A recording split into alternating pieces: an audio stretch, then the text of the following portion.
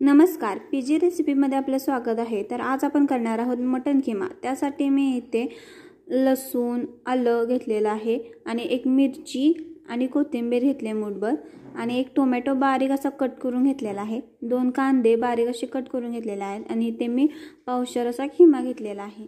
आता ह्या मिक्सरच्या भांड्यामध्ये मी लसूण, खोबरं, जिरं आणि कोथिंबीरचं वाटण केलेलं आहे अगोदरच आणि त्यामध्येच आता आपण आलं आणि लसूण ॲड करायचं आहे आणि मिरची आणि कोथिंबीर मूठभर घेतलेली ना ती सुद्धा ॲड करून अशी छान अशी फाईन अशी पेस्ट आपल्याला करून घ्यायची आहे। आता मी पेस्ट करून घेतलेली आहे। आता आपण फोडणीची तयारी करून घेऊ। त्यासाठी इथे मी कढई ठेवलेली आहे, त्यामध्ये 2 पळी तेल टाकते मी। तेल छान असं गरम होऊन द्यायचं आहे। त्यानंतर आपण बारीक चिरलेले कांदे ते छान असे परतून घ्यायचे आहेत। 2-3 मिनिटं छान असा रंग त्याचा चेंज करून आपण त्यामध्ये परतून घ्यायचा आहे व्यवस्थित। त्यानंतर ह्यामध्ये आपण टोमॅटो घालायचा आहे, तोही छान असा परतून घ्यायचा आहे।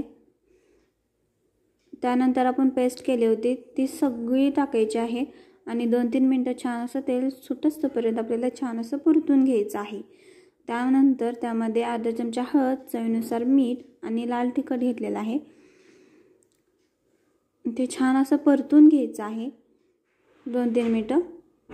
परतल्यानंतर आपण मटन किमा त्यामध्ये टाकायचा आहे आणि 2-3 मिनिटं छान असं तेलामध्ये तो मसाला कोट झाला पाहिजे सगळा मटनला। त्या 2 मिनिटं छान असं परतून घ्यायचं आहे।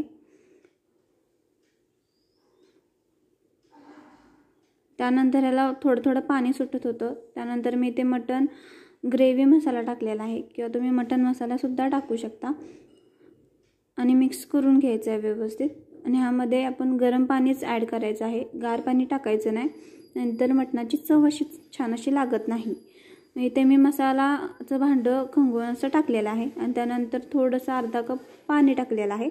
त्यावर थोडीशी अशी हिरवीगार कोथिंबीर आणि असं उलटणं घालून त्यावर झाकण ठेवायचं, म्हणजे व्यवस्थित बारीक गॅसवर छान असं शिजून द्यायचं आणि आपला मटन किमा तयार आहे। ह्या पद्धतीने तुम्ही नक्की करून पहा। आणि त्यावर थोडीशी कोथिंबीर टाकलेली आहे आणि मी सर्व करून तुम्हाला दाखवलेला आहे। आजचा व्हिडिओ कसा वाटला मला कमेंट करून नक्की सांगा आणि चॅनलला सबस्क्राईब करा।